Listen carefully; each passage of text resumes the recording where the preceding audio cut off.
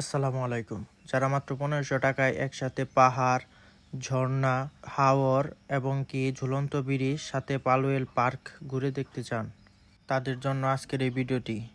কম খরচে ঘুরতে চাইলে অবশ্যই আপনাকে যে কোনো এক ট্রাভেল গ্রুপকে খুঁজে নিতে হবে। আমি গিয়েছিলাম বাংলাদেশ ট্যুর গ্রুপ বিটিজির সাথে। তার জন্য আপনাকে চলে আসতে হবে সর্বপ্রথম ঢাকা সায়দাবাদ বাস টার্মিনালে। ঠিক রাত 10টায় সায়দাবাদ থেকে আমাদের বাসটি রওনা করে রাঙামাটির উদ্দেশ্যে। রাতে রাস্তার এত সুন্দর ভিউ দেখতে দেখতে ঘুমিয়ে যায়। এমনকি সকালে ঘুম থেকে উঠেই দেখি চলে এসেছি রাঙামাটি জেলায়, এবং পাহাড়ে এত সুন্দর আঁকাবাঁকা রাস্তা দেখে সত্যি মনটা জুড়িয়ে যায়। বাসটি আমাদের নামিয়ে দেয় শহীদ মিনার বোট ঘাটে, এবং সেখানে আমাদের হোস্ট যাচ্ছে বোট ভাড়া করতে, এবং আমরা সবাই বোটে উঠে যাই এবং আমাদের গন্তব্য থাকে সকালের খাবারের। আমরা বোট থেকে নেমে সকালে খাবার জন্য ইয়ারিং রেস্টুরেন্টে চলে আসি, এবং সেখানে সকালের খাবার দেওয়া হয় আমাদের ডিম এবং খিচুড়ি। সকালের খাবার শেষ করে আমাদের গন্তব্য থাকে সুবলং ঝর্ণা। আমরা কাপ্তাইয়ের বুকে ভাসতে ভাসতে চলে যাই সুবলং ঝর্ণার দিকে। হঠাৎ করে সামনে দেখতে পাই ঝুমঝুমিয়ে বৃষ্টি নামতেছে, এবং এই কাপ্তাইয়ের বুকে এত সুন্দর বৃষ্টি দেখতে সত্যি অসাধারণ লাগতেছে। বৃষ্টি দেখে নিজেকে আর কন্ট্রোল করতে পারিনি। সবাই চলে আসি হাউস বোটের উপরে, এবং উপরে উঠে এই কাপ্তাইয়ের ভাসতেছি আর বৃষ্টি উপভোগ করতেছি। আসলে কাপ্তাইয়ের বুকে যখন বৃষ্টি নামে তখন সত্যি কাপ্তাইয়ের দৃশ্যটি আরও অনেক সুন্দর হয়ে যায়। চারদিকে পাহাড়, মাঝখান দিয়ে একটি লেক।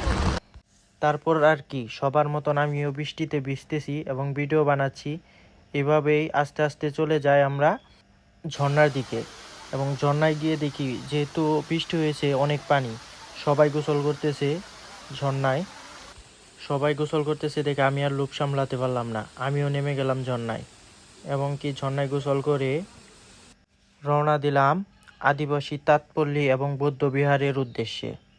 তারপর আমরা পৌঁছে গেলাম আদিবাসী তাঁতপল্লীতে। এই যে উপরে যে ঘরগুলো দেখতেছেন, মূলত এইখানেই একটি বাজার, তার নাম হলো আদিবাসী তাঁতপল্লী, এবং এই বাজারে অনেক কিছু তাদের হাতের তৈরি পাওয়া যায়, এবং আপনারা এখান থেকে দামাদামি করে কিনতে চাইলে কিনতে পারবেন। এটা হলো বৌদ্ধ মন্দিরের উপরের দৃশ্য, কিন্তু আমি মন্দিরটি ভিডিও করিনি, এই পাহাড়ের দৃশ্যগুলো ভিডিও করেছি। দেখেন কত মনোমুগ্ধকর লাগে, এখান থেকে সত্যি অসাধারণ একটি ভিউ পাওয়া যায়। এখানে আদিবাসী ও তাঁতপল্লী দেখা শেষ করে, বৌদ্ধ মন্দির দেখা শেষ করে আমরা চলে আসি দুপুরে খাবার খাওয়ার জন্য সেই আগের রেস্টুরেন্টে। এখানে আমাদের দুপুরের খাবার দেওয়া হয় ভাত, ডাল, ভর্তা, কাচকি মাছ এবং ব্যাম্বু চিকেন। ব্যাম্বু চিকেন অবশ্যই 4 জনের জন্য একটি, অবশ্যই আপনাকে ভাগাভাগি করে খেতে হবে। খাবার মোটামুটি তুলনামূলকভাবে ভালো ছিল।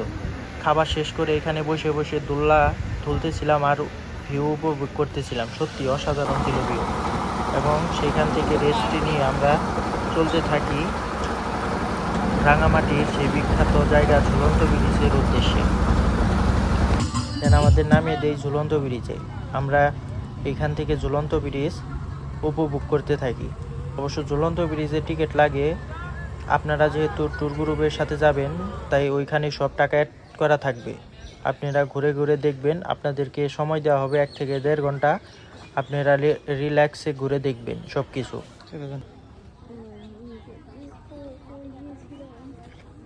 ঝুলন্ত ব্রিজ দেখা শেষ হলে আপনাদেরকে নিয়ে যাবে পালওয়েল পার্কে।